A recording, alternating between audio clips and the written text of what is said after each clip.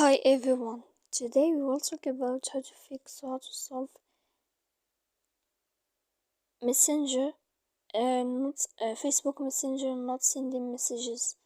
To know how to fix or how to solve Facebook Messenger not sending messages, you should just go to settings like this. You will click. After that, in this page, you will go to apps, default apps, app settings. When you will see this list, you will go down to find the application of Messenger and you will enter. Then in this page you will go to click for stop. When you will end this, you will enter to storage. After that, in this page you will click clear cache. Then you will go to click clear data.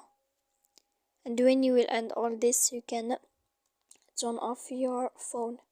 So please don't forget to support us by like and subscribe. See you next time.